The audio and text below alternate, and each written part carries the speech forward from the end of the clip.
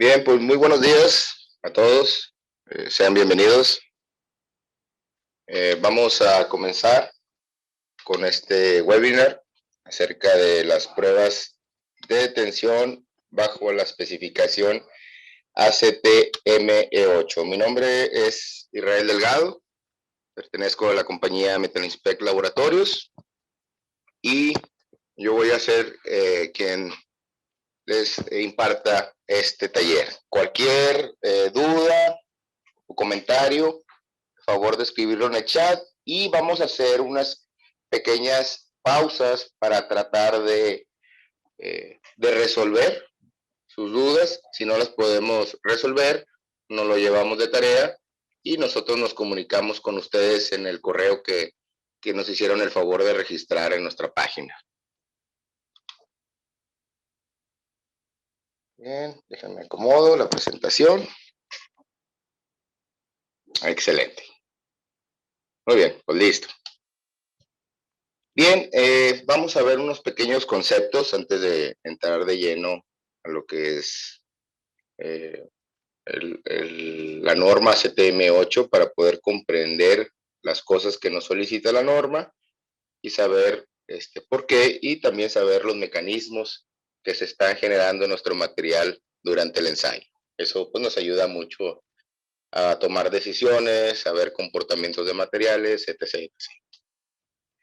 Bien, pues el comportamiento mecánico o las propiedades mecánicas de un material reflejan la relación entre la fuerza aplicada y la respuesta del material, o sea, su deformación. Algunas de las propiedades mecánicas más importantes son la resistencia, la dureza, la ductilidad y la rigidez.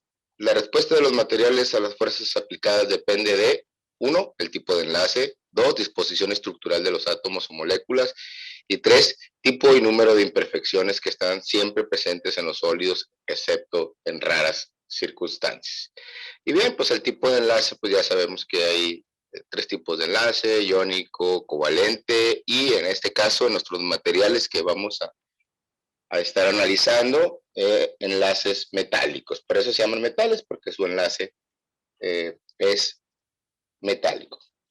La disposición estructural de los átomos o moléculas, pues bueno, básicamente nos está hablando ahí de la red cristalina, que la red cristalina básicamente son 14 tipos que los metales al momento de solidificar toman ese orden, son las 14 estructuras de Bradis, ahorita las vamos a ver más adelante, que es importante porque nos habla del número de átomos, el tipo de átomos y el orden en cómo están acomodados, que esto indudablemente va a repercutir en el tipo de comportamiento mecánico que va a tener los materiales. Y el tipo de número de imperfecciones, pues bueno, eso siempre es una constante derivado de los procesos. De hecho, hasta en el mismo orden natural existe las imperfecciones, porque así como hay positivo, pues bueno, también hay negativo. Entonces, aquí el objetivo es ver qué tipo de imperfecciones tiene y cuánto de esa imperfección tiene, ¿no? La mayoría de los ensayos, pues básicamente de eso se trata. Probar los materiales bajo una metodología para analizar su comportamiento. Digo, sabemos que tenemos la receta de lo que es los materiales, la composición química y por ende sus propiedades mecánicas, pero como ya lo mencionamos, dentro del proceso de manufactura pues hay variaciones y eso hace que haya imperfecciones de diferentes tipos. Pero bueno, las propiedades fundamentales de los metales, vemos aquí 3 incisos. Uno es cohesión, que es la resistencia que oponen los átomos. Se los voy a presentar mejor aquí. Esto es cohesión, es básicamente esa fuerza invisible, interatómica que hay en la unión de los átomos. ¿Qué tan fuerte o qué fuerza necesitas para separar? Pues bueno, es básicamente cohesión. Esto es muy importante porque los módulos de elasticidad, John, los vamos a ver más adelante. Vamos a ver qué son los módulos de elasticidad y van íntimamente relacionados con esta fuerza de cohesión, ¿verdad? Aquí esta imagen nos muestra una serie de puentes para que nosotros podamos imaginar las fuerzas que unen a estos átomos, esas fuerzas invisibles, y nos podamos dar una idea de qué es cohesión. Elasticidad, bueno, pues elasticidad básicamente es la propiedad o la deformación que sufre un material y al momento de soltar esa fuerza regresa a sus propiedades originales. Como lo ven aquí en la imagen, un ejemplo muy claro pues son las ligas. Ustedes aplican una cierta fuerza, sueltan y la liga regresa a su propiedad original. Claro que si esa liga la sigues estirando y estirando y va a tener una fuerza en la que ceda, se deforme plásticamente y ya no regresa a sus propiedades o inclusive llegue a la fractura. Y pues bueno, esta es la siguiente deformación por plasticidad. Es una deformación permanente y que cambia las propiedades del material. Hay un fenómeno que ocurre que se llama endurecimiento por deformación. Básicamente, si nosotros recordamos en nuestras casas, seguramente por ahí debe de haber un trozo de alambre recocido, y cuando vamos a separar este alambre lo que hacemos es lo empezamos a torcer hasta que se pare. Exactamente eso es lo que ocurre, ese mecanismo de endurecimiento por deformación. Lo que estamos haciendo es deformarlo y endureciéndolo tanto que lo llegamos a fragilizar y por ende a separar. Aquí se ve muy textualmente, muy gráficamente, perdón. Estamos viendo aquí la figura, estos son los granitos, los granos del material al momento de solidificar, están pasando por estos rodillos, le dan esta forma de planchón y hace una deformación y una recristalización del grano que por ende nos trae unas propiedades mecánicas más altas. Entonces tenemos deformación elástica y deformación plástica. El punto que hay el límite que hay entre la deformación plástica y la deformación elástica, la conocimos como punto de cedencia. Ahorita más adelante, en la curva ingenieril, esfuerzo de deformación, vamos a ver en dónde se localiza este límite y este punto, que es un gran valor para poder hacer cálculos de fuerza y todo eso. Pero bueno. Siguiendo con los conceptos, esfuerzo y deformación, la deformación que se origina y en consecuencia la tensión creada en un sólido elástico depende de las fuerzas de atracción molecular. Ya lo dijimos hace rato, cohesión, es decir, la estructura cristalina del material.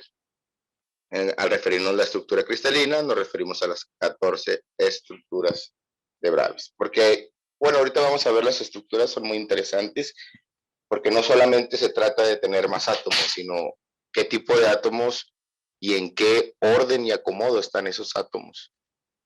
Pero bueno, a su vez, tipos básicos de deformación de los materiales como respuesta a las fuerzas aplicadas son tres, es elástico, plástico y viscoso. En cuestión de nuestros materiales o la tensión a temperatura ambiente, únicamente vamos a ver elástico y plástico.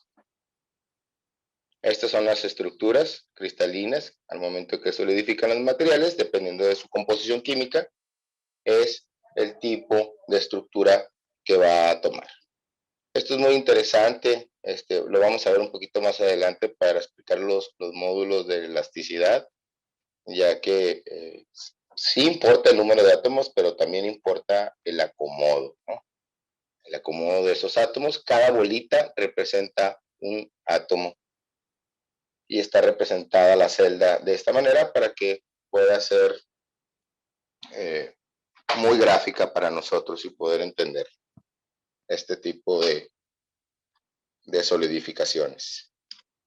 Bien, si una fuerza o carga es estática o bien cambia de deformación relativamente lenta con el tiempo y es aplicada uniformemente sobre una sección o superficie de una pieza, el comportamiento mecánico del material puede ser estimado mediante un simple ensayo, esfuerzo, deformación, básicamente el ensayo de tracción o de tensión, como gusten llamarlo.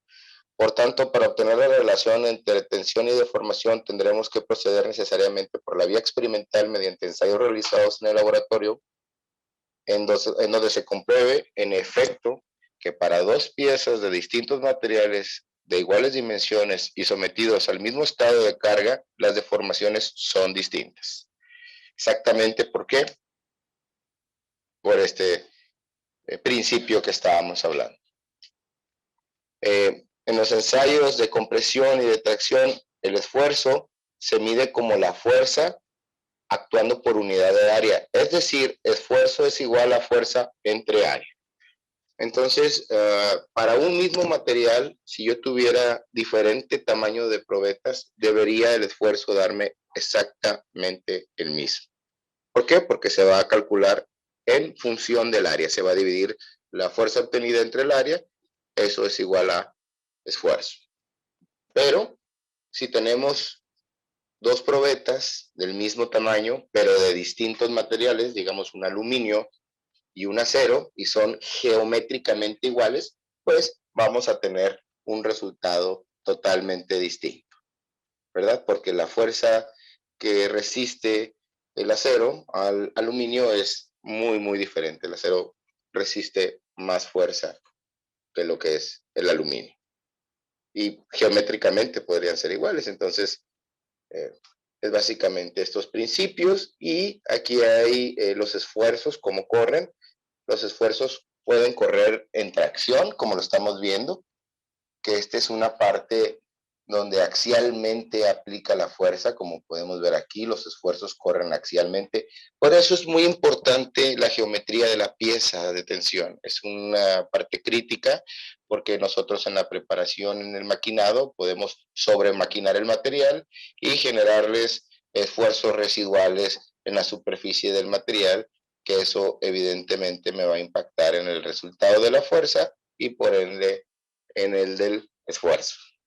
La otro tipo de esfuerzos que corren es compresión, que vendría siendo hacia abajo.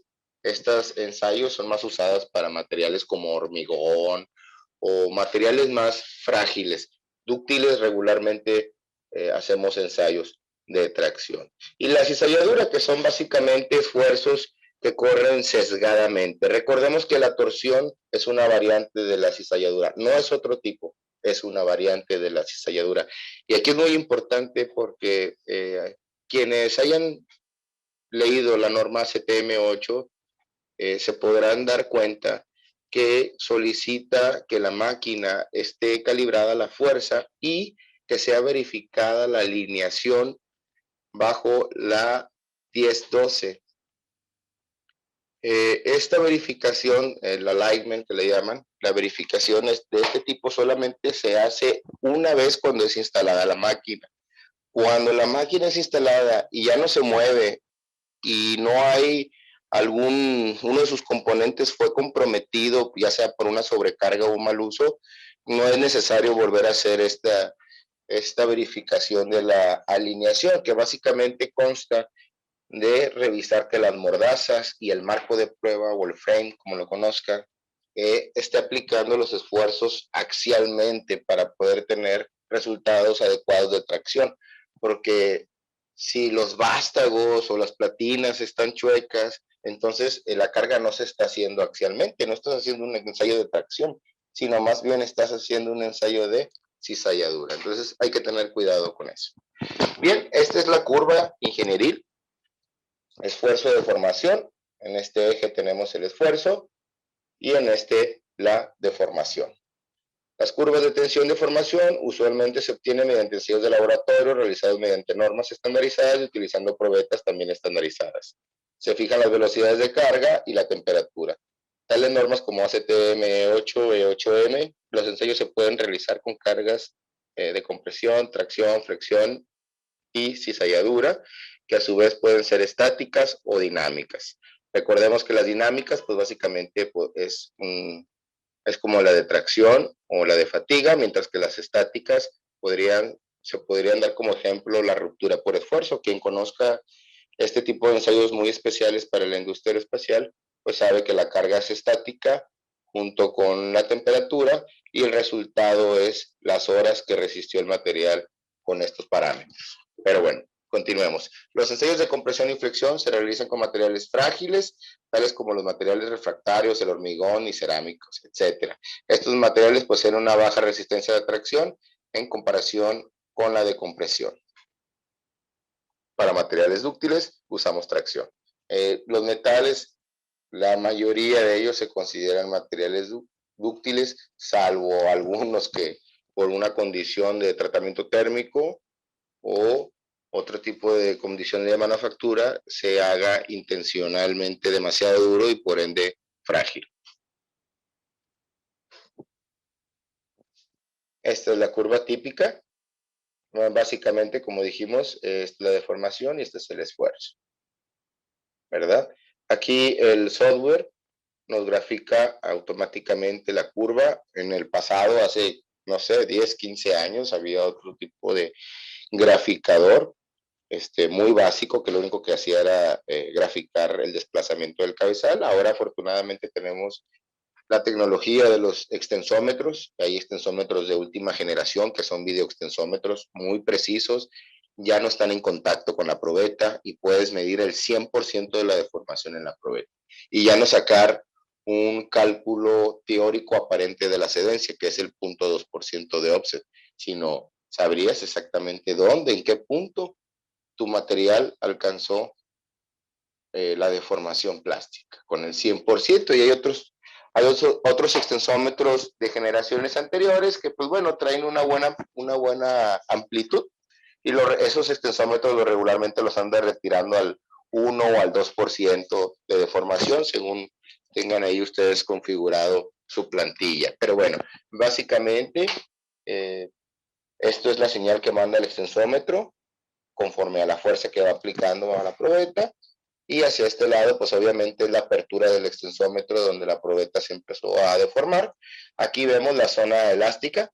Entonces, cualquier deformación que yo tenga aquí al momento de quitar la fuerza, el material va a regresar a sus propiedades originales.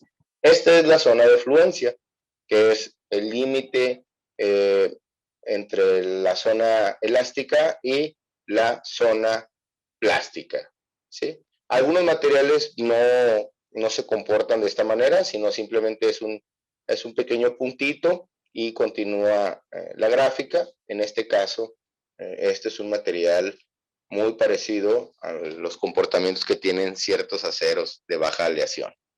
Bien, después del punto de fluencia, punto de excedencia, que debe de estar aquí, hay esto que se llama el fortalecimiento, que es el endurecimiento por deformación que yo les comentaba. Si ustedes quitan aquí la fuerza, pues el material no va a regresar a sus propiedades originales, sí va a regresar, va a tener una cierta memoria elástica, pero no va a regresar a sus propiedades y va a haber un área de endurecimiento.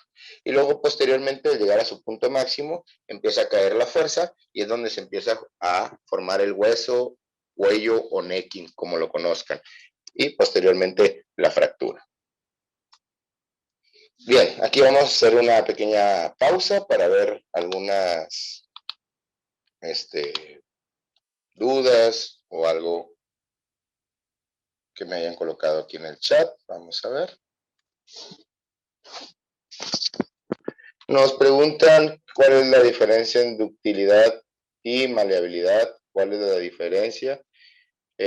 Básicamente, pues son cosas condescendientes una de otra, ¿no? Al referirnos a un material dúctil, quiere decir que tiene baja dureza y por ende resiste altas deformaciones.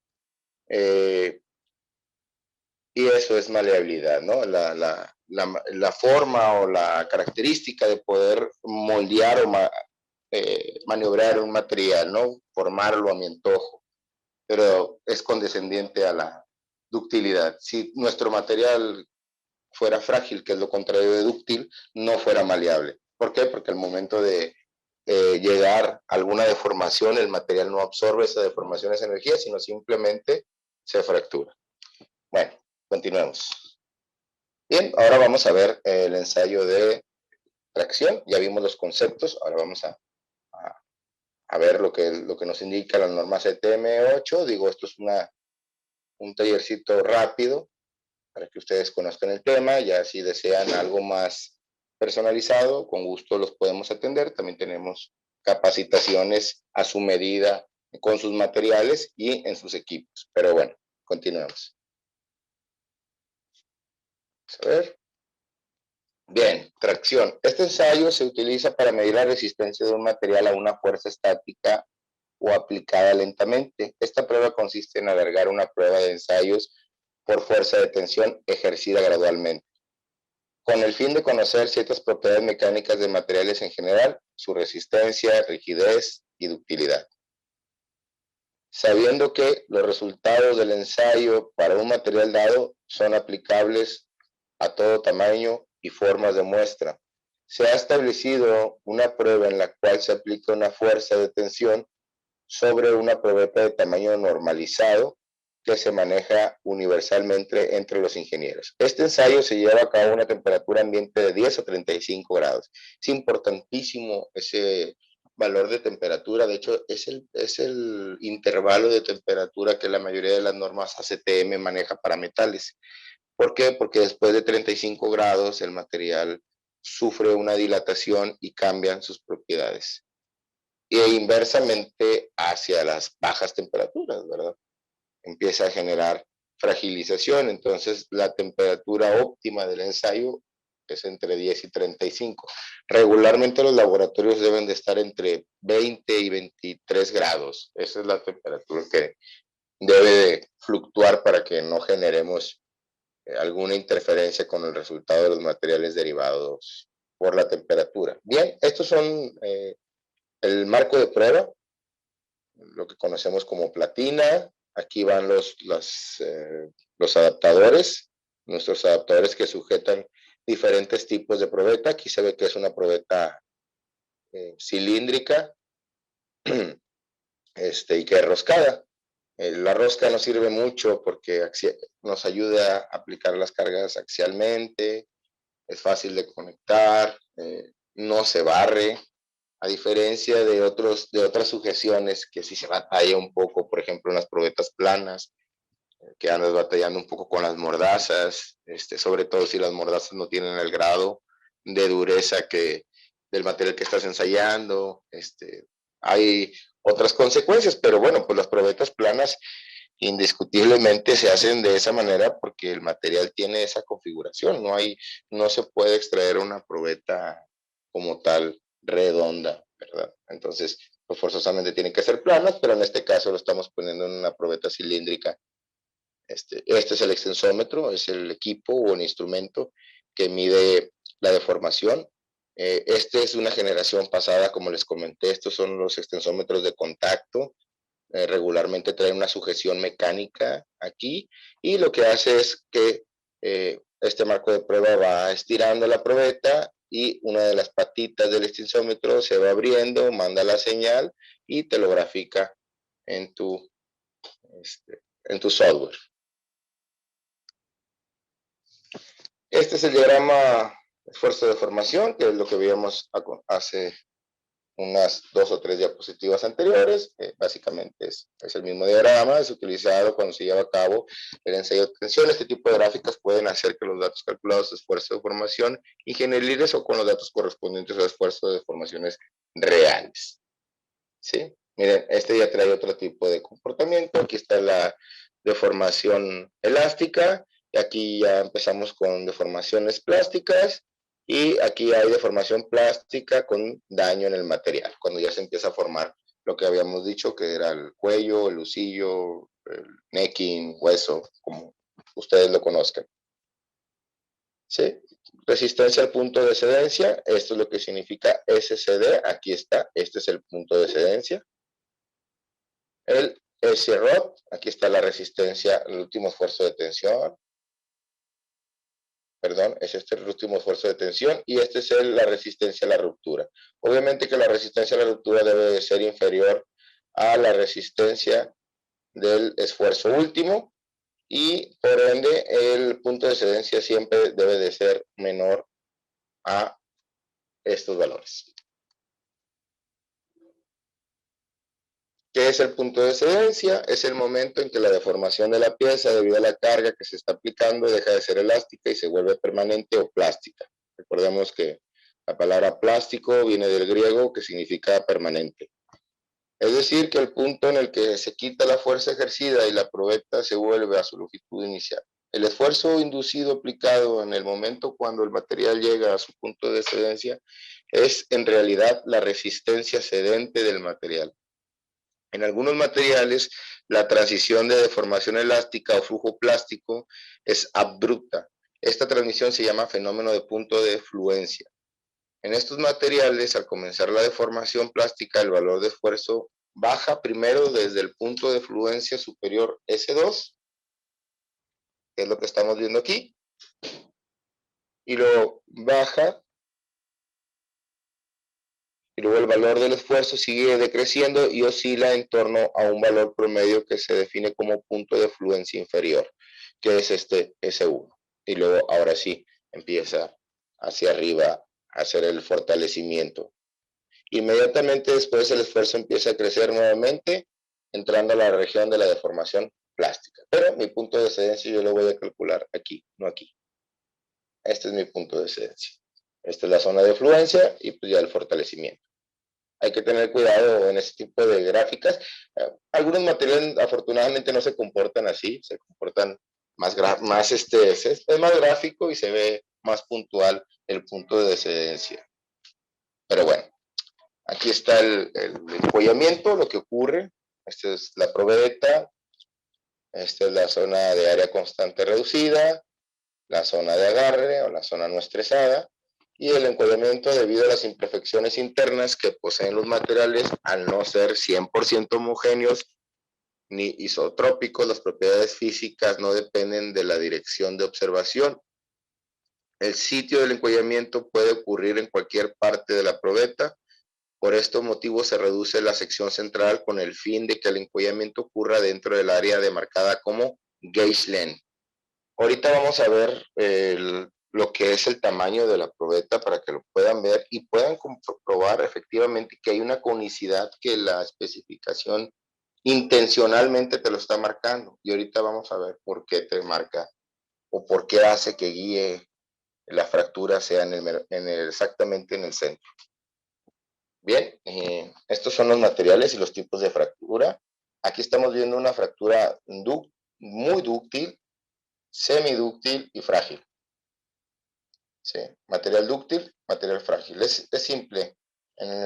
Los materiales frágiles, pues como lo dijimos, como al no resistir o no absorber energía, pues por tanto no se deforma y lo que primero hace es fallar. Obviamente que la resistencia de un material frágil es muchísimo más alta que una dúctil.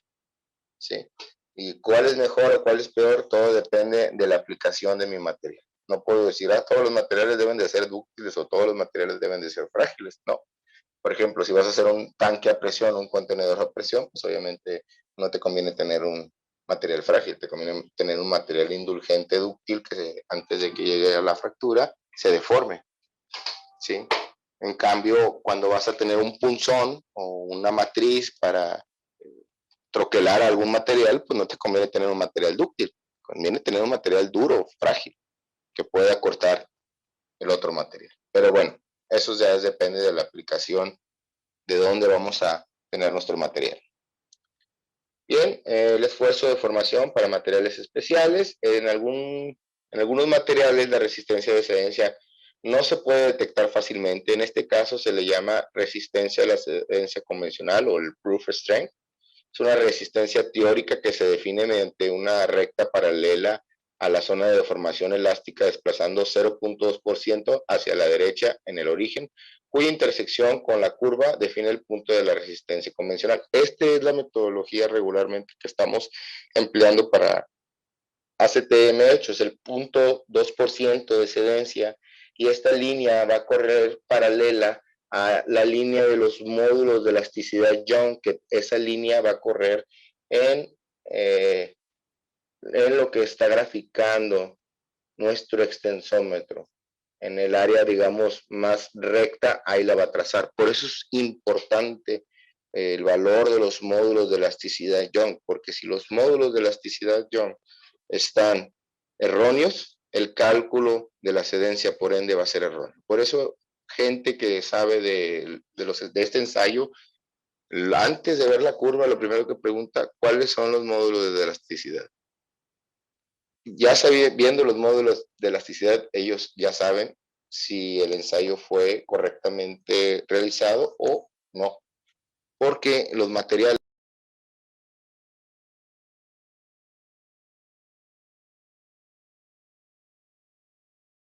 ya sabemos que el acero pues puede ser dúctil o puede ser frágil. Podemos tener un material, por ejemplo, un D2 sin tratar, con una dureza de 20 Rodwell C, y podemos tener un D2 templado con 62 Rodwell C aproximadamente, y pueden ser muy diferentes. Lo que se hace aquí, el punto de cedencia, o básicamente el cálculo de los módulos de elasticidad, a pesar de que haya una diferencia muy grande de propiedades mecánicas de un material templado y el otro no, mientras sea cero, debe de tener unos módulos de elasticidad, un intervalo, que regularmente en los aceros es de 160 a 180 gigapascales. Ya cuando quieran saber el intervalo de su material, independientemente de la aleación y la condición, siempre debe de respetar unos módulos de elasticidad. Les recomiendo adquirir el handbook de ASM de pruebas mecánicas. Ahí encontrarán la información necesaria para tener el intervalo exacto de los módulos de elasticidad del material que están ensayando. Y ya, es una reglita muy simple, ¿verdad?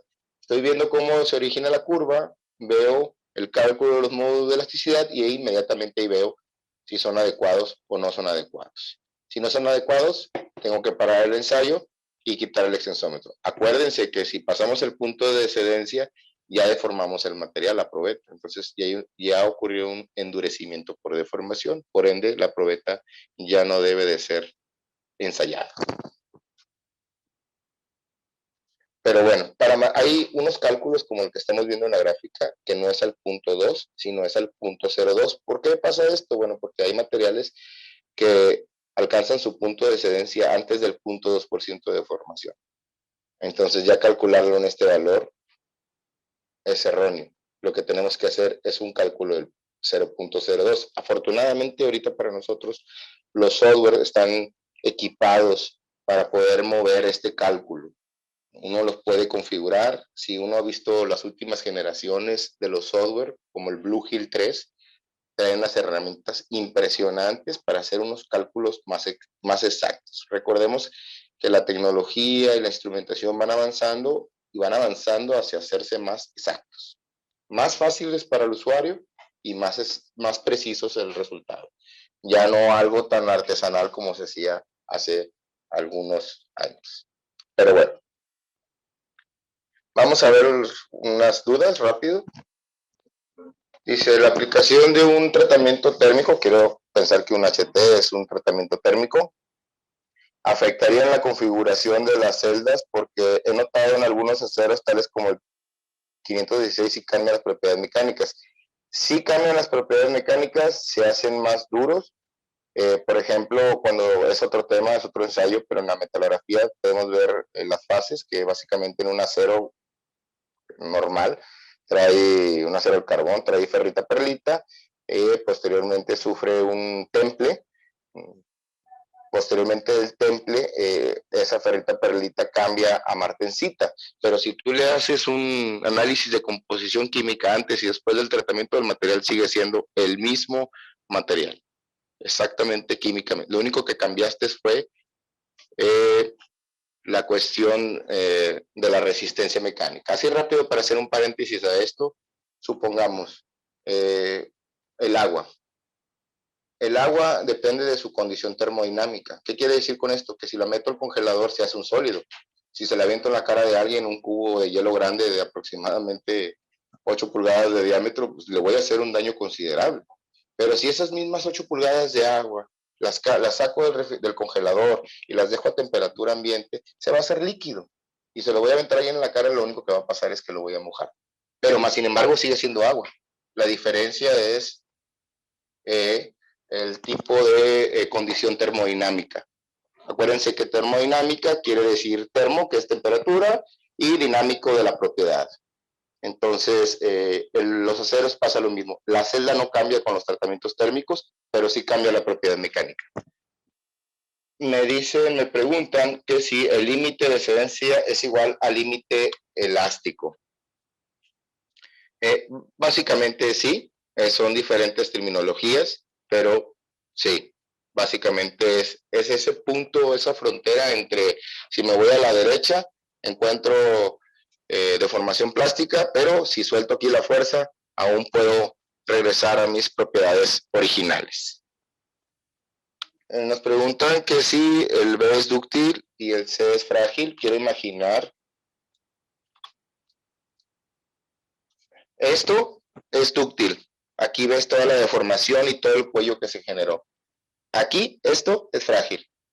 Y este es un punto medio entre estos dos. Estos son los extremos. Yo he visto aceros inoxidables con esta fractura y traen un 140% de elongación, increíblemente.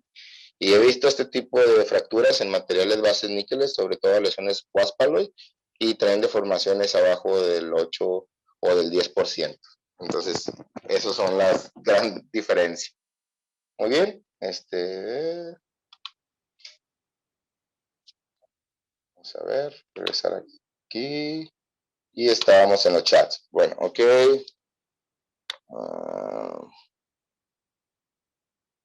¿Este tipo de fallas también aplica para probetas de acero? Sí, si estamos hablando en general. ACTM8 es para todos los materiales, aceros, aluminios, todos, níqueles, todos. De hecho, especificaciones como la ACTMB 557, que es para probetas de aluminio y magnesio en tensión, tú la lees y te manda la E8. Nada más hay unas consideraciones por el material. Igual la CTM A370, que es para productos de acero, pasa lo mismo. Hay unos ligeros cambios, pero la base es la CTM8. Vamos a ver. ¿Qué tal, ingeniero? Una duda. ¿Por qué una probeta no rompe justo en el centro y qué percusiones tienen las propiedades del material? ¿Por qué no ocurre en el centro? Por las imperfecciones y que el material nunca es 100% homogéneo. Nunca, nunca, nunca, nunca. Si traigan un acero alemán o donde quieran, nunca va a ser perfecto. Como les dije, de hecho, en el concepto del universo, así está balanceado. Siempre las imperfecciones son parte de. ¿Y qué nos afecta? Ahorita más adelante les explico exactamente dónde nos afecta. Nos preguntan de los módulos de elasticidad. ¿Podría repetir la base de los parámetros que hizo mención a los módulos de elasticidad para tensión de 160 a 180 gigapascales? Ahorita vamos a ver que esos módulos de elasticidad lo que estamos haciendo es medir la fuerza de cohesión de los materiales. Estaba muy interesante, la verdad. Ya dijimos la diferencia entre ACTM8 y A370 con respecto al ensayo de tracción. La A370 te manda la de 8, nada más que la A370 maneja una probetita ahí diferente. Es una probeta con una dimensión de, si no me falla la memoria, en su manera subsize, es de 6.25 milímetros, y la de la ACTM8 en E8M es 6 milímetros para el espécimen número 3. Acuérdense que el tamaño del espécimen en cuestión de esfuerzo no importa. En lo que sí importa el tamaño del espécimen es que si tengo una pieza muy grande, pues no voy a maquinar una bien chiquita, voy a maquinar una probeta que me cueste menos trabajo. Y también una probeta grande, la ventaja que tenemos en una probeta grande cuando los extremos de materiales grandes es que pues estoy agarrando un área más grande. A lo mejor ahí le doy una imperfección por suerte y detecto que el material trae una falla antes de ser enviado con el cliente final o instalado, qué sé yo. Nos preguntan, ¿el extensómetro continúa útil durante otro ensayo de tensión o cuando está en la zona elástica? Para este tipo de extensómetros que llegan al 100% de la ruptura, tienes que usar un extensómetro hasta la ruptura, que son los videoextensómetros o extensómetros de última generación mecánicos que están diseñados para eso. Si usas un extensómetro convencional hasta el 100%, lo único que vas a hacer es dañar la galga extensométrica. Chéquense en su instrumentación y en la hoja de calibración o en la hoja del fabricante, ahí dice el porcentaje. Regularmente es al 8%, al 10% o al 20%. Ese por ciento significa por ciento de apertura de la galga extensométrica. Si pasas de eso, pues obviamente la dañas, ¿no? Y si el extensómetro se fractura con la probeta, es muy probablemente que el extensómetro se te dañe. Si no se te daña, pues has tenido mucha suerte.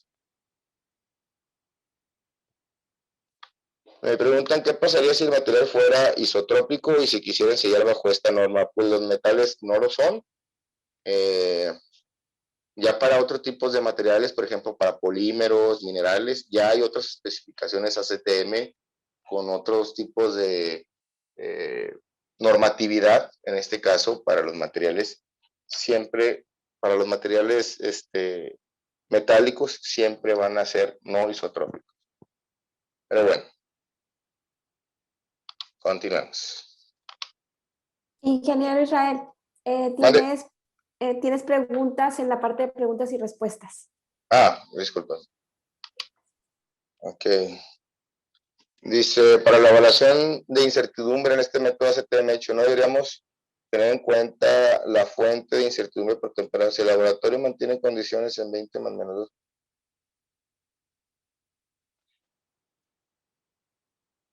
Dice, para la evaluación de incertidumbre en este método ACTM-8 no deberíamos tener en cuenta la fuente de incertidumbre por temperatura. Afortunadamente no nos lo solicitan para el cálculo de la incertidumbre del ensayo ACTM-8. Lo que debes de considerar es la incertidumbre de lo que es la celda de carga, la incertidumbre de tu dispositivo que mide el desplazamiento del cabezal. Debes de tener, si usas extensómetro, la incertidumbre del extensómetro. Y si tienes a la mano y si pudiste haber hecho un RIR para comparar la incertidumbre de los operadores, también agregarla, dependiendo del operador. Entonces tienes que tomar en cuenta todas esas incertidumbres y sumárselas a tu informe en el caso del cálculo de la incertidumbre bajo la ACTM-8. Mientras tú mantengas la temperatura de 10 a 35 grados, la temperatura no es un tema. ¿Qué opciones hay para el agarre de una muestra plana que es muy dura, incluso que la herramienta de sujeción, y eso hace que la muestra se resbale y se dañen las ranuras? Hay mordazas especiales que son para materiales de hasta 65 Roswell C, son costosas, tienen un recubrimiento, pero las puedes encontrar con nosotros. Nosotros somos los representantes de Instron, si tu máquina es Instron, y nosotros con todo gusto te las podemos vender. Nosotros aquí somos un laboratorio abierto, manejamos de todo tipo de materiales y nos han llegado esas condiciones de ese tipo de probetas. Me refiero a probetas grandes estándares, ¿verdad? De 12.5 milímetros de ancho. Ya si estás hablando de probetas muy pequeñas que van a resistir cargas pequeñas, pues bueno, ahí yo te recomendaría otro tipo de sujeción, de ese tipo de mordazas, pero con unos acanalados y un recubrimiento, porque en las probetas chiquitas, duras, sí resulta también ser muy, muy fastidioso, pero te recomiendo que consultes en la página de Instron, busques estos grips especiales con este recubrimiento y cotizarlos. Son caros, sí son caros, pero te aseguro que te serán funcionales. Dice, ¿cuál es la diferencia entre una máquina universal y un tensómetro? Bueno, básicamente la máquina universal es una máquina donde puedes hacer ensayos de tracción, de compresión y de doblez guiado, mientras que en el tensómetro pues únicamente tensión. Esa es la diferencia. Muy bien, continuemos, porque se nos va el tiempo. Las máquinas de ensayo, como les dije, deberán ser revisadas bajo ACTM-4 para la fuerza, y la verificación de la alineación se lleva a cabo bajo la ACTM-1012, que es la norma que les mencionaba. Chequense en los documentos de referencia del E8 y ahí les va a aparecer estas dos normas. Y no es un tal vez quiero, es forzoso, porque si ustedes no comprueban la axialidad de la carga de su máquina, prácticamente no pueden asegurar que los resultados que están emitiendo sean correctos. Entonces, sobre todo si tienen acreditaciones aeroespaciales, ese tipo, los aeroespaciales van muy precisos con esto. Tal vez un ISO no los ha cuestionado porque pues, regularmente los auditores ISO pues, se encargan más del sistema de calidad, ¿verdad? Y un auditor NATCA, pues un auditor técnico que viene, una persona especialista viene a auditar, prácticamente un especialista técnico. Pero bueno, los extensómetros deberán ser calibrados bajo la E83 o ISO 9513 y los límites de aceptación para la E83 es una clase B2 o mejor. Esto habla de la exactitud del extensómetro. Obviamente un extensómetro nuevo tiene una clase A o tiene una B1 y posteriormente con el uso se va degradando hasta, nos permite hasta tener clase B2. Y en ISO 9513, clase 1 o mejor. Bien, continuemos. Cada probeta deberá ser revisada, debemos de ver que no haya irregularidades. Acuérdense que todos estos son los procesos preoperacionales. O sea, debemos de revisar que nuestra máquina esté calibrada bajo la E4, que tenga la revisión de la alineación, que nuestro extensómetro cumpla con esta condición y que esté calibrado bajo estas especificaciones. ¿Cuándo usar ACTM y cuándo usar ISO? Sencillo. Si mi probeta es ACTM, yo debo de calibrar bajo ACTM. Si mi probeta es ISO, yo debo de calibrar bajo ISO. Si tengo las dos, debo de calibrar bajo las dos. Y bueno, las probetas deberán ser revisadas para que no tengan distorsiones, que no haya daños físicos como grietas, rayaduras, rasguños, o que tenga daño metalúrgico, sobrecalentamientos, que se ven como unas decoloraciones de otros, en unas tonalidades de la capa alfa, como azul, cafecito, así, quiere decir un sobremaquinado, por ejemplo, en un titanio o en un acero. Y el acabado superficial deberá ser revisado, que debe estar en 2 micropulgadas o 64 micropulgadas. Esto se logra fácilmente en el torno, sobre todo para probetas redondas. Únicamente lo que hace el operador es girarla y con una pequeña lija de unos 320 grits le da una pasadita y queda perfecta, con un acabado perfecto. Para probetas planas, pues bueno, ya es habilidad del operador de maquinado. Nosotros usamos centros de maquinado y tenemos unas piñas ahí con una serie de insertos y al final lo que hacemos es subir las revoluciones y el avance, el corte bajo y el avance también lento para que la misma piña con los insertos nos deje el acabado que estamos diciendo. Y así vemos que quedó un poquito rayadito algo, con una lijadora de banda le damos un pequeño acabadito ahí en las caras, sobre todo en las caras frontales, y cumplimos con este requisito. Una lijadora de banda siempre es recomendable en un laboratorio.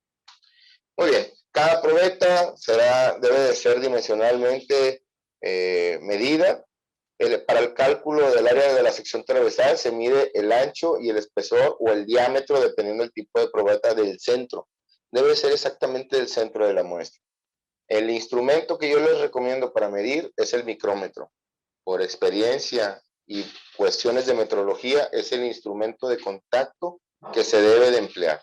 Si están usando vernier, están mal. El vernier es para medir longitudes, ¿sí? Longitudes, y el micrómetro trae una matraquita al final, es porque es un instrumento de contacto. Llega, pega y clac, clac, clac, clac, clac, donde la matraquita ya gira, ahí es el punto. Y así evitamos sobremedir la muestra.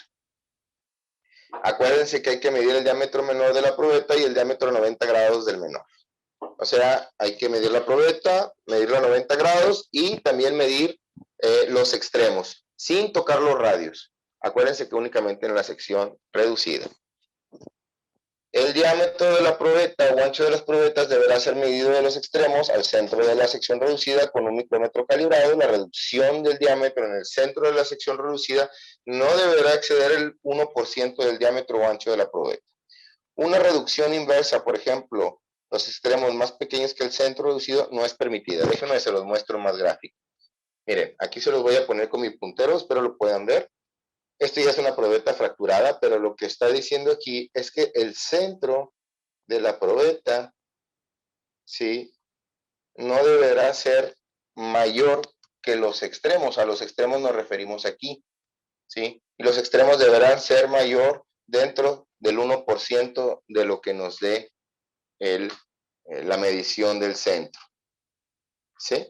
Entonces, un decir, aquí deberían de ser 6 milímetros, y si yo tengo aquí 5.99, le llamamos conicidad inversa, esa probeta no sirve. ¿Por qué?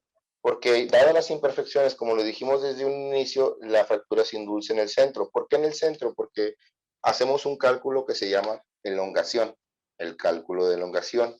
Entonces, nosotros marcamos una serie de puntitos, los vamos a ver más adelante, y cuando la fractura ocurre fuera del centro y llega a tocar a los puntos, el porcentaje de elongación sale anormalmente bajo. En la CTM8, si lo leen, lo van a encontrar, habla en ese punto de que cuando los materiales no se fracturan en el centro y llegan a tocar estas marcas, pues salen normalmente bajo. ¿Por qué? Porque hay un encuellamiento a esta zona. Entonces, ese encuellamiento lo que hace es jalar esa marquita hacia acá, hacia el área de la fractura. Entonces, el porciento de elongación ahí ya no es representativo del material.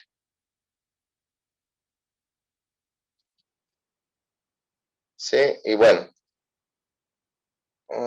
el área de la sección transversal de las probetas de tensión, todas las geometrías, es calculada por el sistema de prueba computarizado, el software que tenemos ahí, como los Blue Hill. Únicamente metemos el diámetro y automáticamente, cuando nosotros introducimos el diámetro, el software automáticamente hace el cálculo del área y todos los demás cálculos que se hacen, ¿verdad? Módulos de elasticidad, deformación, esfuerzos, todo lo hace en base a esta dimensión. Es muy crítica poner la dimensión correcta, porque si no le ponemos la dimensión correcta, vamos a tener otro resultado, ¿verdad? Todas las dimensiones críticas, aquellas que no puedan afectar la accesibilidad de la prueba, de las probetas de tensión, por ejemplo, deberán conformar con los límites especificados por el dibujo de la probeta relevante. Cualquier dimensión que esté fuera de tolerancia deberá ser registrada y reportar al personal administrativo correspondiente. ¿Sí? Al referirnos a dimensiones críticas, por ejemplo, en las probetas planas, resulta que esta parte que es el gauge lane, la zona calibrada, aquí donde terminan los radios, a esto le llamamos filetes o radios, aquí donde terminan, aquí empieza el área de la sección transversal o la sección calibrada. En ocasiones en las probetas planas salen como desfasadas, hay un desfase porque hay una mala planeación de cómo se maquinan, y ese desfase bien especificado, y si está fuera de tolerancia, va para atrás. Entonces es importante ver todas las geometrías de la probeta, ¿verdad? Estarlas dimensionando a contradibujo de la norma, no nada más medir el centro, sino medir todas las demás dimensiones que vienen especificadas en el dibujo. Si la elongación va a ser determinada, la longitud de calibración de las probetas deberá ser marcada antes del ensayo con un punzón conveniente o marcadores adecuados. Un mínimo de 2 juegos de marcas en la longitud calibrada, 3 de preferencia, serán ligeramente hechas y escalonadas a lo largo de la línea central de la sección reducida, pero sin tocar los radios. Nunca los radios. Los radios es la rebaladilla de los esfuerzos. Las muestras que así lo requieran son marcadas con el gauge line de longitud calibrada de 1 a 2 pulgadas, esto con el propósito de determinar el porciento de elongación. Las marcas se realizan en el centro de la muestra, esto aplica para las probetas planas cilíndricas. ¿Han escuchado que la elongación es a 4D, a 5D, o a 4W, o a 5W? Eso quiere decir el D o el W significa el diámetro o el ancho de la muestra para probetas planas. 4D significa 4 veces el diámetro. ¿Qué quiere decir?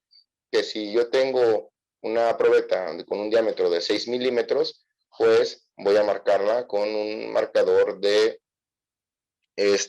24 milímetros. Y si tengo 5D, pues obviamente van a ser 30 milímetros, y lo mismo para el W y el D. Dependiendo del tamaño de su probeta, es como la va a marcar. Cuando se emplea 4D o 5D, pues es básicamente por la especificación que su cliente les pida. Regularmente en América, aquí en el continente americano, los fabricantes americanos solicitan el ensayo en 4D. Todos los europeos lo manejan en 5D. Entonces, pues ya ahí ustedes pudieran revisar cuál es la que se aplica, o inclusive si quieren reportar las dos, pueden hacer los dos al mismo tiempo y pueden reportar la elongación a 4D y a 5D. Las marcas de la longitud de calibración no necesitan ser medidas antes del ensayo si las herramientas y los punzones están calibradas. Si no tienen proveedor para calibrarlos, aquí están nuestros hermanos de Metrolab. Ellos nos hacen el favor de calibrarnos o revisarnos estos punzones cada 6 meses. Y la ventaja es que cuando ya tenemos estos marcadores calibrados, obviamente que deben de estar bien maquinados y cumplir, pues ya no es necesario estar midiendo las marcas. Simplemente llego, marco, mientras esté en mi estándar en mi fecha de calibración, ¿verdad? Como les digo, es un intervalo de cada 6 meses y aquí con nosotros, con Metrolab, con todo gusto, les podemos calibrar sus marcadores. Si no están calibrados, pues es necesario hacer las marcas y deberán ser medidas y deberán ser reportadas con una exactitud de 0.025 milímetros. Y eso en cada probeta. Cada probeta sería medir las marcas y registrarlas en el software. Es bastante complicado estar haciendo eso y quita mucho tiempo. La verdad es que las calibraciones de los punzones pues no es cara. Las probetas que son tomadas de materiales frágiles o de muescas sensibles, tales como hierro vaciado, aluminio, latón y acero con resistencias a la tracción arriba de los 1655 megapascales, no deberán de ser marcados con un punzonador. En tales casos, las marcas deberán ser ligeramente aplicadas a la sección reducida de la probeta con líneas trazadas con tinta. ¿Por qué? Porque si yo le hago un punzón, hago un concentrador de esfuerzos ahí y ahí va a ocurrir la falla y voy a alterar el resultado de la resistencia de mi material. Así que hacerlos con tinta, ya saben, aluminio, latón, hierro vaciado y acero que tenga una resistencia arriba de 1655 megapascales.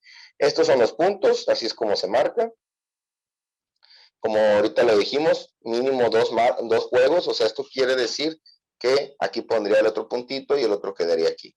3 de preferencia, si tuviera 3 juegos, pues bueno, eso me permite tener mayores puntos y se debe de medir la que me dé más alto. Esta es la que se debe registrar.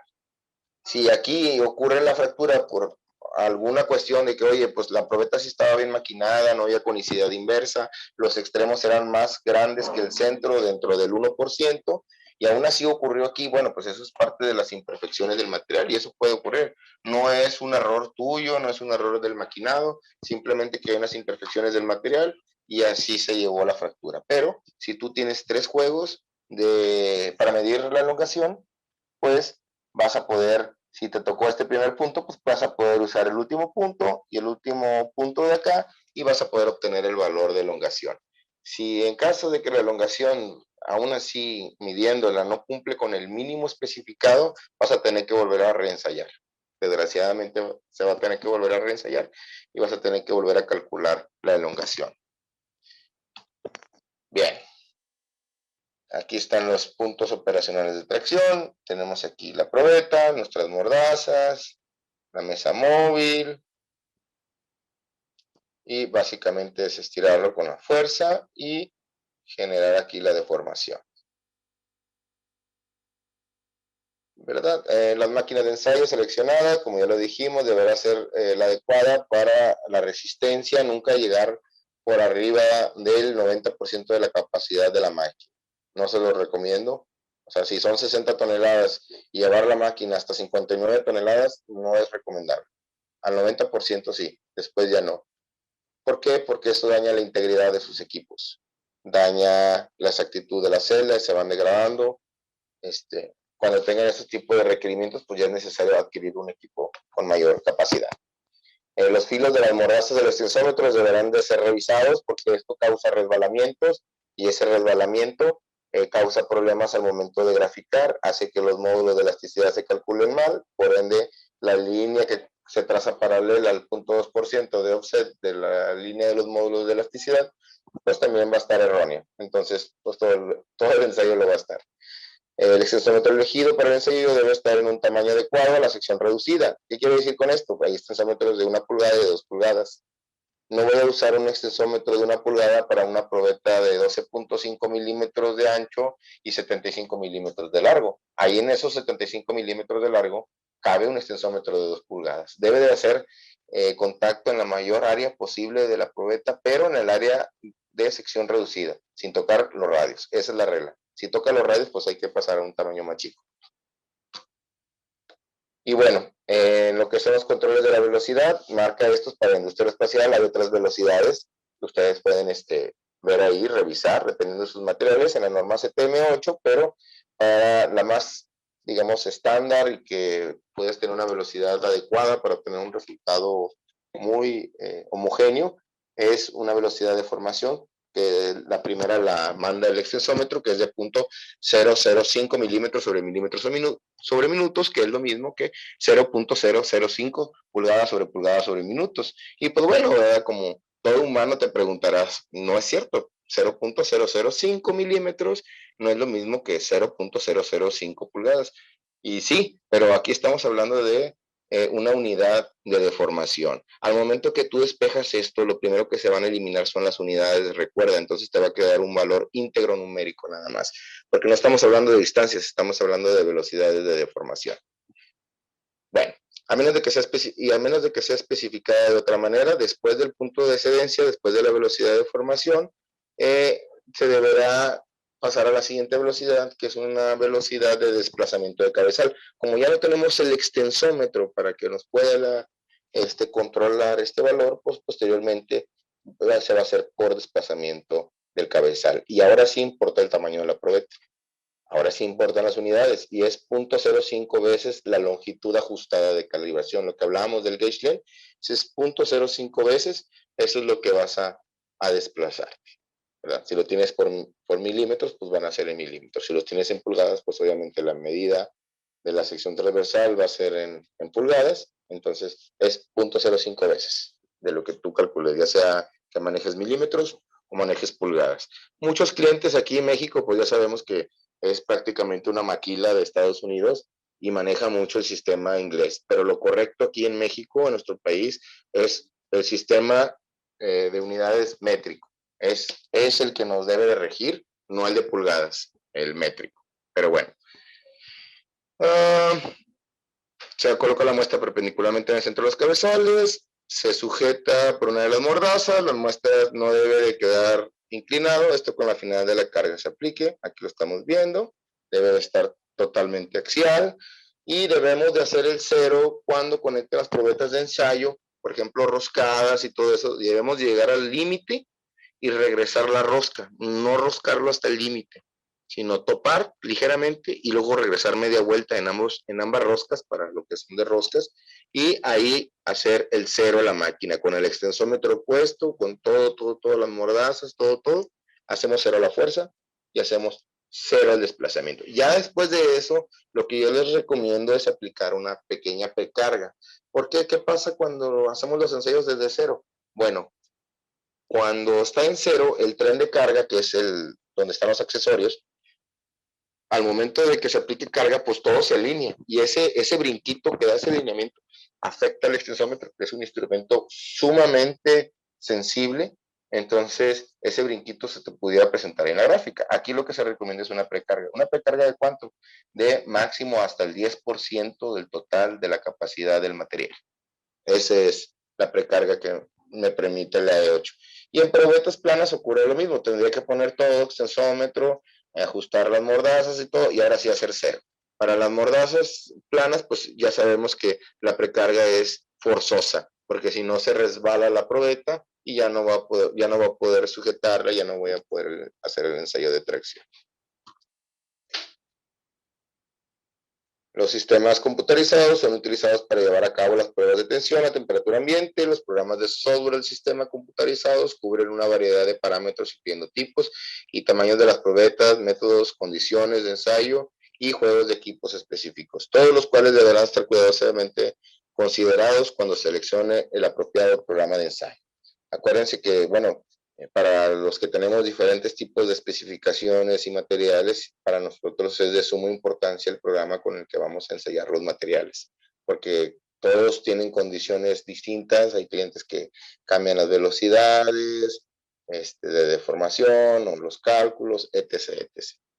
Afortunadamente en el Blue Hill se puede hacer muy amigablemente todo este tipo de plantillas para tener y ensayar una diversificación muy grande de materiales. Miren, aquí les traje más o menos una cuestión teórica que traemos, lo agarramos del handbook, más o menos unos cálculos teóricos, como les decía, el acero ahorita aquí está en 200 gigapascales, yo teóricamente es de 160 a 180 gigapascales, pero pues aquí están los coeficientes, ¿no? ¿A qué va? ¿A qué quiere decir? Y ahora sí ya es donde les voy a comentar lo de los módulos de elasticidad. ¿A qué van todos estos valores en gigapascales, no megapascales? Gigapascales, miren, el aluminio tiene 70 gigapascales y el acero, aquí me lo están poniendo en 200, que realmente deberían ser 180, pero bueno, esta diferencia de 70 a 200 gigapascales se ve aquí en la curva, en los módulos de elasticidad de este. Las de los aceros se ven cargados hacia la derecha porque están cerca del valor de los 200.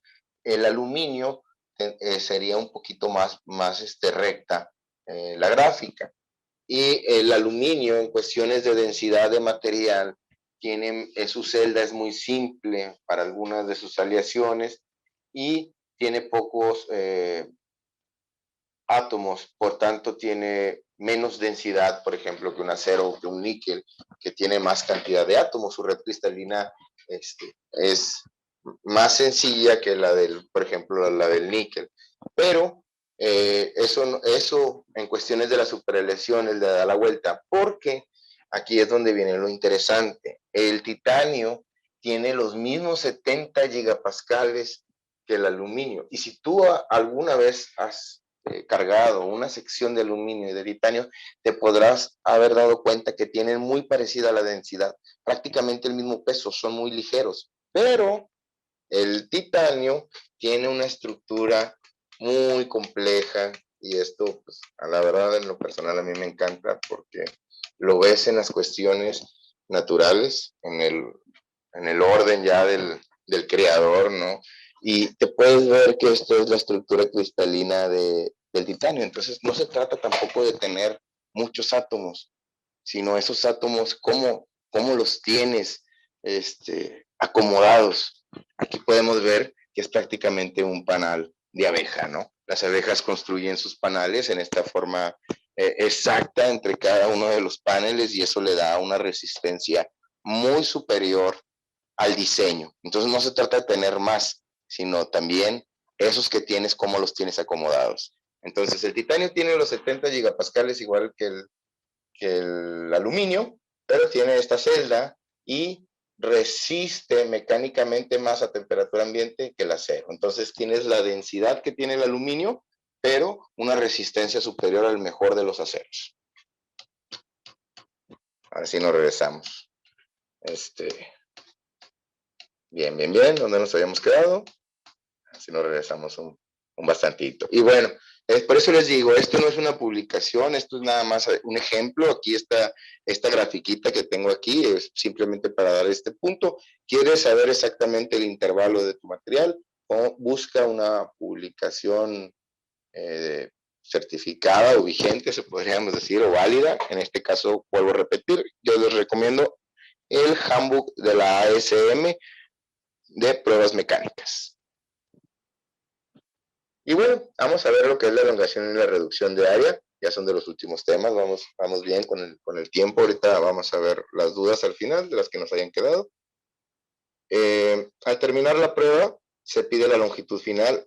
Esta se obtiene colocando la muestra probada en una superficie plana o cilíndrica, dependiendo del tipo de muestra. Esto deberá estar sujetado firmemente a ambas mitades y se miden los puntos de la distancia calibrada.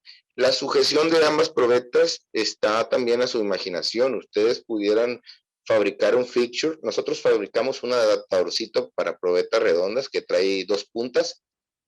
Usamos una mesa Mitutoyo que no es propiamente para eso, pero encontramos este accesorio y traen unas puntas como las que usan los comparadores ópticos que entran en esos rieles, nada más que tienen puntas cónicas. Entonces esa punta cónica a nosotros nos ayuda, como maquinamos las probetas entre centros, pues fácilmente ahí podemos colocar los centros de la probeta y sujetarlos mecánicamente para poder medir la elongación y la elongación de manera correcta, porque O sea, algunas personas sí tienen la pericia de poder sujetar ambas probetas y medirlo sin ningún problema, pero hay personas que no tienen esa pericia. Y algo cierto es de que si nuestra factura ocurre frágil en un corte de 45, difícilmente vas a poder sujetar adecuadamente esas dos mitades con la mano y medirlo con la otra. Hay otros compañeros que usan plastilina, ponen plastilina en una mesita sin un ladito y colocan las dos fracturas, también eso es válido. Mientras ambas mitades sean sujetadas adecuadamente y se pueda medir, es válido. Entonces, eso ya es parte de su imaginación, a ver qué pueden inteligir ahí para hacer un mecanismo. Si les sale, se les ocurre algo interesante, pues ahí nos echan un grito para verlo, ¿verdad? Este dato se teclea y suprime cerrar y automáticamente el software calcula lo que es la elongación y la reducción de área, pero aquí está la fórmula. Para calcular lo que es el porcentaje de elongación es muy sencillo, es longitud de calibración final menos longitud de calibración inicial por 100 entre longitud de calibración inicial. Es importante respetar ese orden de la ecuación porque si tú cambias y primero le pones la longitud de calibración inicial menos la longitud de calibración final, te va a salir un resultado diferente. Entonces es importante respetar el orden de esta ecuación para llegar al porcentaje de elongación. Los extremos fracturados de la probeta deberán ser ajustados junto con las superficies emboladas usando una plantilla especial para mantenerlas firmes. La plantilla esta es la que yo les comenté, que nosotros fue lo que nos desarrollamos aquí para probetas cilíndricas y con una fuerza suficiente aplicada a lo largo del eje de la probeta para cerrar junto a los extremos fracturados. Se pueden utilizar dispositivos para mantener unidas las probetas fracturadas durante la medición. El área reducida utilizada para calcular la reducción de área deberá ser la sección transversal mínima ubicada de la fractura. Estos dos datos de elongación y de reducción de área deben de ir íntimamente porque estamos hablando de una propiedad de ductilidad, de deformación. Esto quiere decir que si mi material es dúctil, que obviamente va a tener valores de esfuerzos bajos, pero voy a obtener valores de deformaciones altos y viceversa. Siempre chequen sus valores, no puede ser que, oye, me salió en 1400 megapascales de último esfuerzo de tensión y traigo una elongación del 85%. Ahí es donde se tienen que sentar y decir, espérame, teóricamente eso no está bien, estás hablando de dos cosas diferentes, estás hablando que es dúctil y frágil a la vez. Sabemos que hay materiales tenaces, que básicamente pues la tenacidad es la resistencia de un material que puede soportar altas cargas con altas deformaciones, pero hay un límite, no puedes tener 200 megapascales de último esfuerzo de tensión y una elongación baja o viceversa. Entonces, si los esfuerzos son bajos, la deformación es alta. Si la deformación es alta, las deformaciones deben de ser bajas. Y ese es el punto de ductilidad y fragilidad, que lo vemos en los ensayos de impacto, ¿no? Por ejemplo, si yo veo que un material se deformó al 85%, si lo meto a la máquina de impacto Sharpie, pues muy probablemente me va a frenar lo que es el yunque y me va a dañar ahí el martillo, los yunques y un sinfín de cosas. ¿Por qué? Porque el material ahí te está diciendo que absorbe demasiadas deformaciones, pero en cambio, si tengo esfuerzos altos y deformaciones bajas, pues va a ser un hecho que en el ensayo de Sharpie vaya a tener valores muy bajos. Acuérdense que las probetas duras en el péndulo prácticamente salen y sigue un pequeño sonido como ¿sí? Donde el material pues obviamente no está absorbiendo la energía y ese es el sonido característico. En cambio, un material dúctil al momento de absorber el impacto se escucha un ¡pum! Es muy distinto, ¿no? El sonido también es importante para saber si el material es dúctil o frágil. Y nosotros desde ciertos análisis o ensayos mecánicos podemos predecir lo que vamos a obtener como resultados en el otro ensayo, ¿no? Si la tensión me salió en esto, la dureza me debe salir más o menos en este valor y debo de tener más o menos esta energía absorbida en impacto. Bueno, también el impacto, acuérdense que va a depender de si es a temperatura ambiente o si es una temperatura criogénica. Recuérdense que el objetivo es fragilizarlo, el material con temperaturas bajas. Pero bueno, eso ya es otro tema de otro ensayo. Ya me fui muy allá. Vamos a regresar aquí. Las probetas con sección transversal circular no siempre se mantienen circulares durante la deformación en tensión. La forma puede ser elíptica. Las fracturas, aunque no lo veamos, que nuestros ojos digan, salió cilíndrica exactamente redonda. No, son elípticas. Todas las fracturas de una probeta redonda son elípticas. En un grado mayor o en un grado menor, entonces no se lo dejemos a la vista, hagamos esta práctica que es la forma puede ser elíptica en mayor o menos diámetro en el lugar de la fractura y debe de ser medida con ahora sí, es con un vernier calibrado o con un micrómetro adecuado de puntas delgadas. Ya aquí el vernier sí puede ser usado para medir esta dimensión a la misma precisión de la medición original de acuerdo a la tabla 1. ¿Y cuál es el procedimiento? Bueno, se tomará una medición con el vernier y luego giras a 90 grados de la fractura, vuelves a medir, sumas las dos mediciones, las divides entre dos y ya sacas el promedio.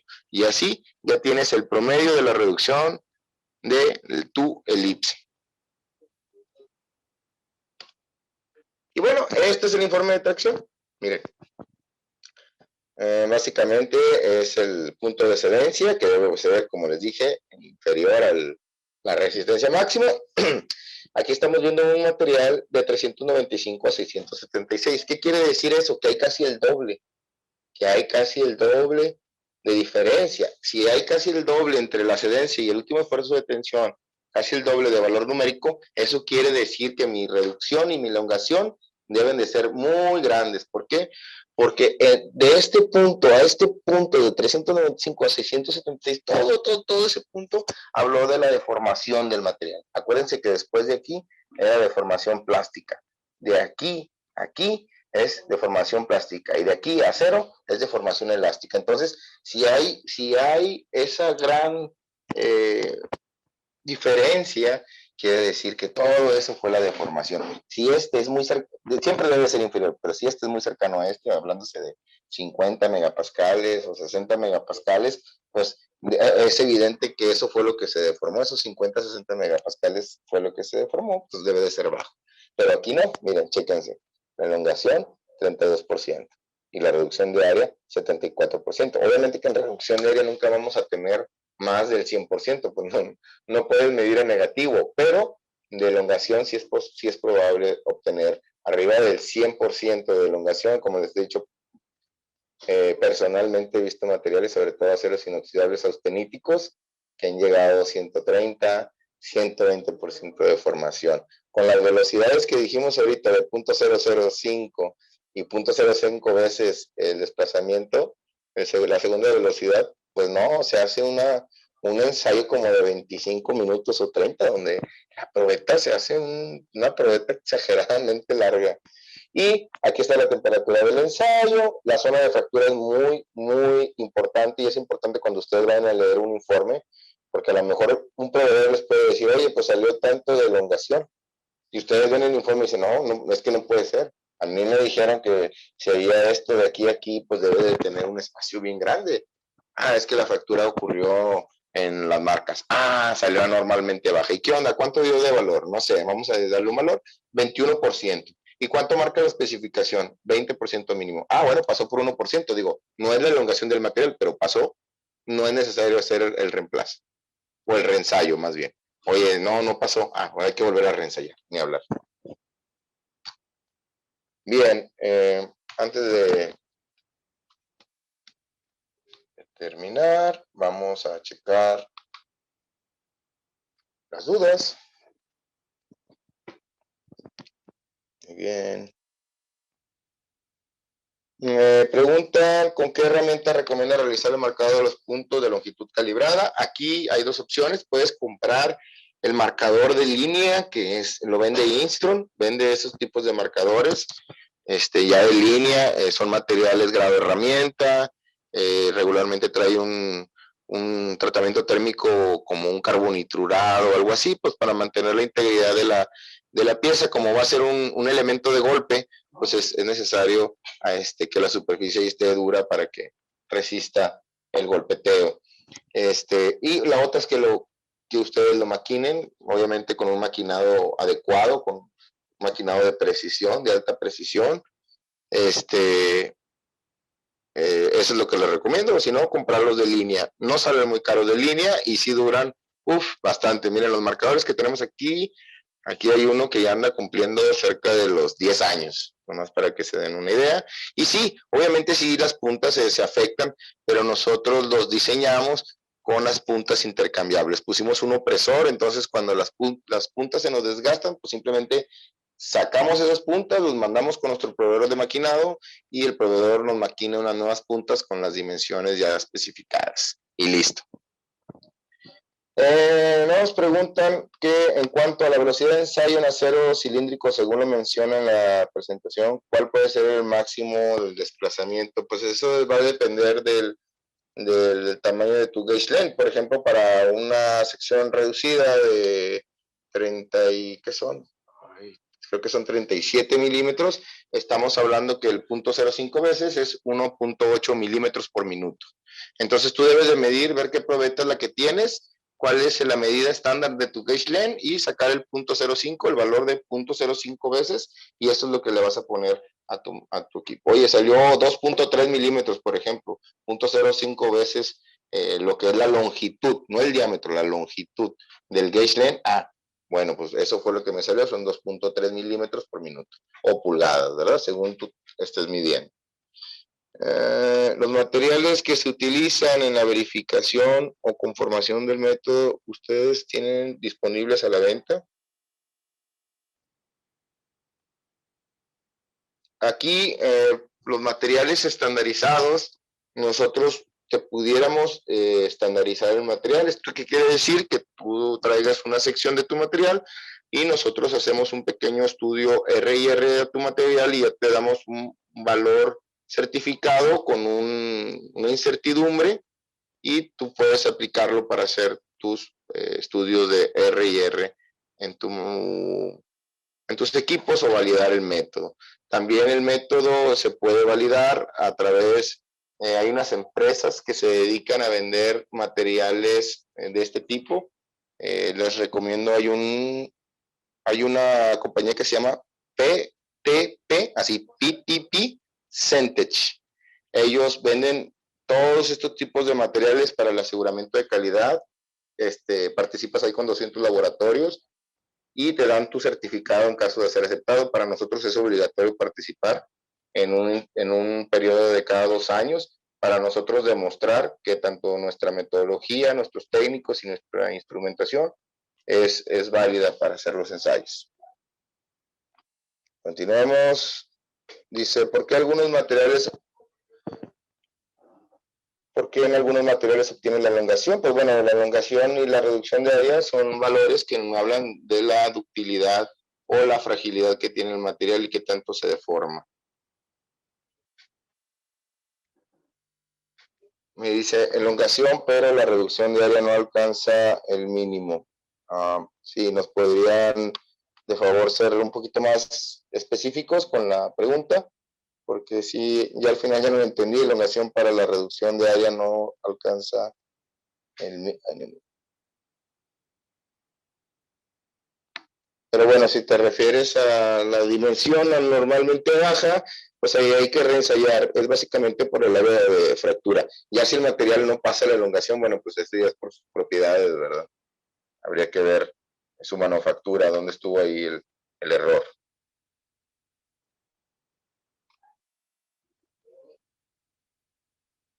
Ok, vamos a ver si tenemos acá más dudas en el chat. Ok, vamos a ver. Nos preguntan la celda de carga de la máquina universal, ¿en qué consiste de manera general interna? Pues básicamente la celda de carga es la que mide la fuerza, están presentes en todas las máquinas de ensayos universales, también tienen una galga de desplazamiento y pues obviamente el extensómetro mide la deformación.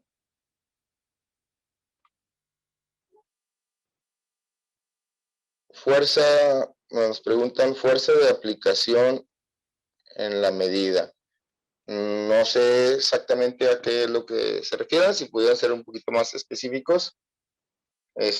La muestra debe ser obtenida al centro de la pieza o bien en una cuarta parte de la misma Ya el croquis o la extracción de la probeta como tal, solamente lo que nos pide la CTM8, salvo que tu cliente te pida una zona en específico, lo que nos dice es que el área que seleccionemos debe de ser representativa a la muestra. No te pudiera decir que a un cuarto o al centro, porque pues eso va a depender del producto que tengas, pero tú al revisar ahí, pues debes de ver cuál es en este caso, por ejemplo, en una viga, pues en dónde voy a hacer la tensión, ¿no? Oye, pues necesito hacer una en el alma, una en el patín, oye, pues dónde va a ir la fuerza, bla, bla, bla. Entonces ahí hablas de diferentes áreas, y de diferentes zonas, ¿no? ¿Dónde va a ir la carga? No, pues aquí, entonces esto es lo que me interesa. ¿Qué es lo que va a soportar el peso en la viga? No, pues esta parte, ok, pues esta parte es la que vamos a ensayar. Entonces ya la ubicación, si no te la especifica tu cliente, revisa tu material y solamente que sea representativa del material, y entre más área puedas agarrar de tu material para probar, es mucho mejor. O sea, una probeta más grande. El joystick debe estar calibrado de alguna verificación. Sí, es dimensional, es una verificación dimensional, es una calibración, digamos, dimensional, con una validez de 6 meses. Eso es lo que te permite el estándar, porque pues obviamente como son elementos de golpe se van degradando. No puedes pasarla un año porque si no los centros del punch o del gauge que estás marcando ya no van a estar con la medida.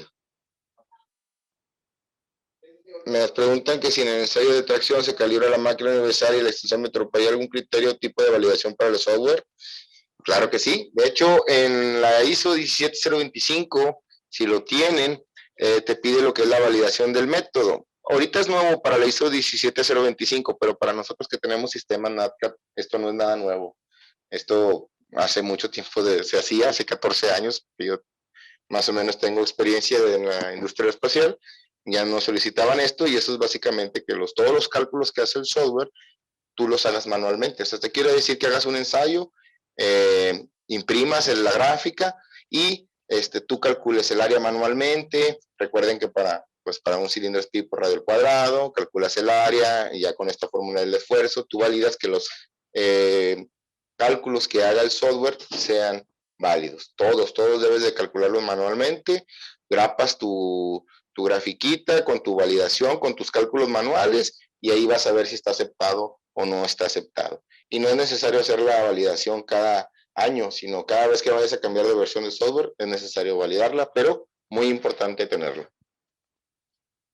¿Qué relación hay entre tracción y Charpy? Pues básicamente que son ensayos mecánicos, inclusive la tensión, que también es un ensayo, la dureza, que es un ensayo mecánico, tiene también relación íntima, e inclusive hay unas tablas ahí de una comparación. No son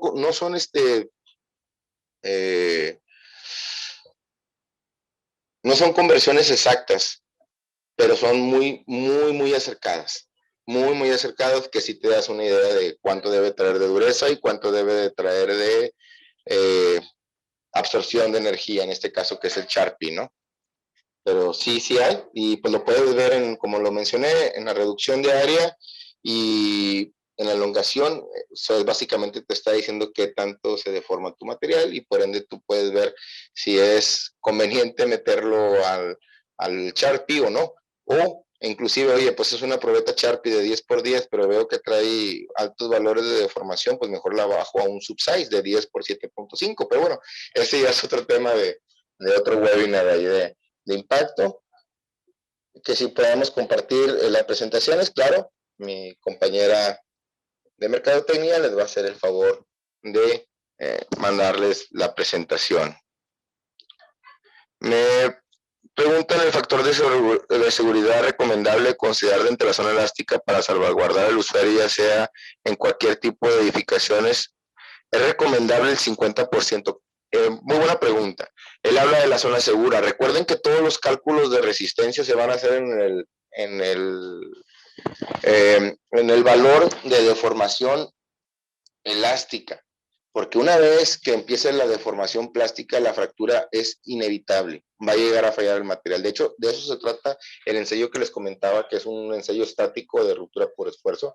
Lo que haces es pasar al punto de excedencia, exactamente la deformación plástica, y como tienes una temperatura, pues ya nada más vas a ver, aunque la carga no se incremente, ya nada más tú vas a ver ¿cuánto va a resistir? De que va a fallar, va a fallar. Si le dejamos la carga constante ahí, va a fallar, aunque no la incrementemos y que la fractura no siga de inmediato. Claro que son ensayos que duran 60, 70, hasta 200, 300 horas, ¿no? Ahí va a depender de la configuración de los parámetros de ensayo. Pero como lo vamos a hacer en esa región, en la región elástica del cálculo, el 50% es mucho más que recomendable. Estás asegurando totalmente que el material no vaya a sufrir un daño por carga. Pero regularmente el factor que se utiliza es del 25%, obviamente que el 50% pues es mayor, es mucho mejor. Dice, las muestras normalizadas subsize, ¿en qué caso deberían usarse? Las muestras subsize se deben de usar cuando tu geometría de tu material no te da para el tamaño estándar, o la zona, la localización donde vas a adquirir la probeta. Oye, pues no me alcanza el largo para hacer una probeta de 75 milímetros, pues bueno, evidentemente me tengo que pasar a la subsize. ¿Qué estás ahí sacrificando? Pues estás sacrificando área de la pieza, pero pues si no tienes área, pues no hay nada que sacrificar, ¿no? Las probetas grandes yo se las recomiendo porque pues agarran mayor área en caso de materiales grandes, pero si productos pequeños, pues, las subsize son muy recomendables. Acabo el cálculo, a final de cuentas, se va a hacer en base al área.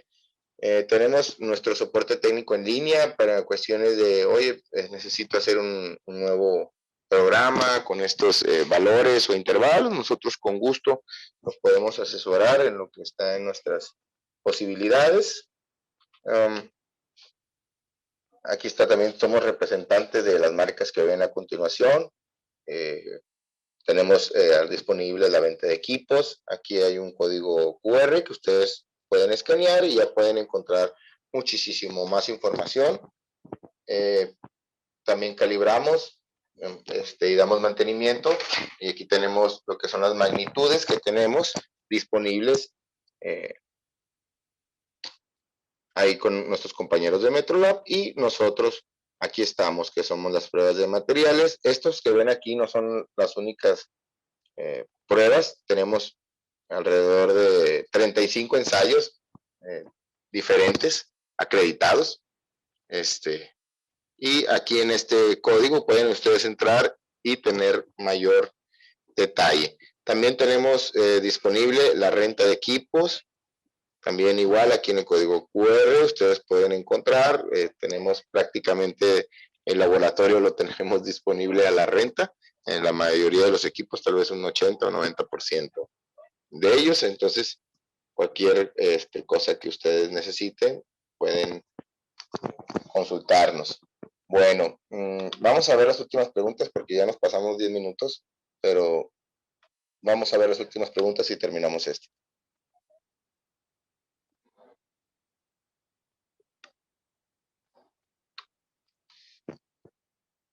Elonga, pero no da la reducción de área. ¿Tiene que ver con la estructura? Sí, sí, y no nada más tiene que ver con la estructura. A lo mejor la posición en que estás tomando la muestra puede ser transversal en vez de longitudinal. Recuerden que las probetas hay que extraerlas, excepto que nuestra especificación diga lo contrario, de manera longitudinal, para que vaya en el orden y el acomodo de los granos.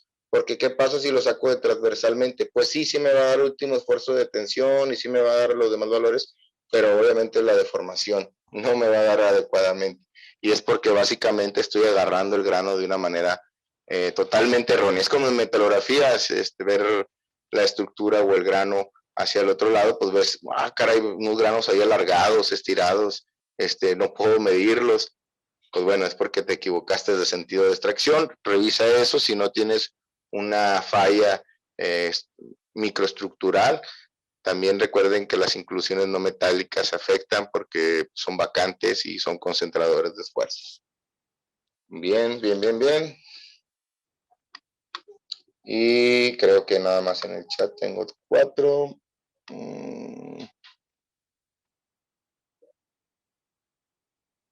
Nos dicen que si la norma CTM hecho establece el dimensionamiento, geometría y características generales de la probeta. ¿Puedo conseguir esta información técnica con ustedes?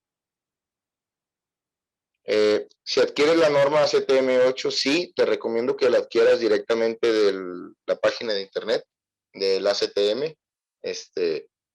Ahí si tienes una tarjeta de crédito, es una manera muy fácil de adquirirlas y son económicas. Y sí, vienen todas las geometrías de todas las probetas. Hay probetas para tubo, probetas planas, redondas, de hierro. Todas las dimensiones vienen ahí.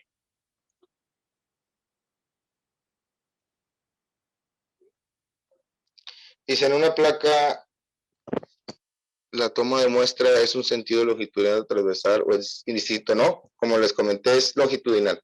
Sí, es longitudinal, transversal no, porque si no les van a dar la resistencia, sí les van a dar bien, pero las elongaciones no, porque están estirando el sentido contrario de los cristales o del rolado. Bueno, ha sido un placer para mí estar con ustedes aquí. Nos excedimos ahí 12 minutitos, pero al parecer ahí quedaron la mayoría de las respuestas aclaradas. Cualquier cosa, ahí tienen nuestros contactos y que pasen un muy buen fin de semana. Muchas gracias. Hasta luego.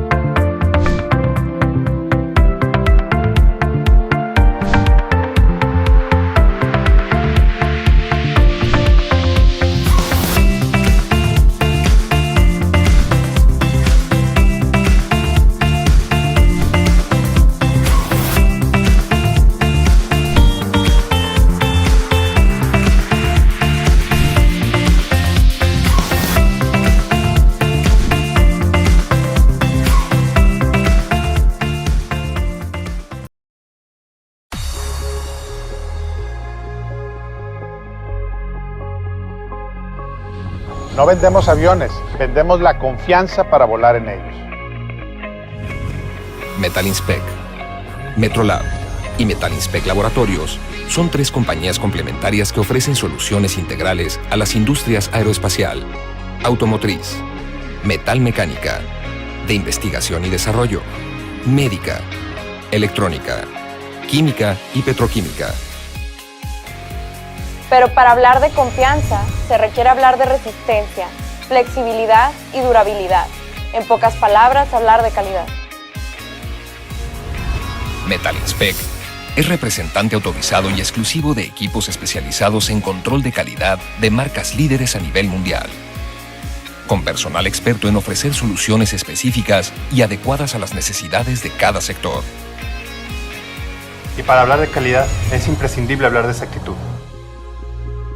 Metrolab, por su parte, es el primer laboratorio de calibración subterráneo privado en México, ofreciendo soluciones de medición en ambientes donde se controlan minuciosamente aspectos como temperatura, humedad y vibración.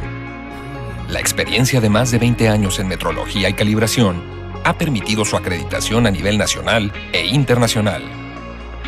La relación entre las tres empresas, además de la experiencia y cobertura a todo lo largo del país, nos vuelve una solución integral difícil de igualar en el mercado. Metalinspec Laboratorios cuenta con el personal y equipamiento necesario para realizar pruebas de materiales, siendo el primer laboratorio mexicano independiente en obtener la acreditación NADCAP, otorgado por autoridades de la industria aeroespacial. Somos profesionales capaces, responsables y expertos, pero lo más importante es que amamos mucho lo que hacemos. No solo nuestra experiencia y cobertura nos avala, sino que también los valores que nos comprometen con la sociedad para mejorar junto a nuestros clientes los procesos de calidad de sus productos. Además de ser una empresa comprometida con su entorno y sociedad, apoyando con iniciativas para disminuir la deserción escolar. Queremos que nuestros clientes sepan que entendemos sus necesidades y que haremos todo por ser su mejor alternativa. Y por qué no, que sometan nuestro trabajo y compromiso a las más estrictas pruebas.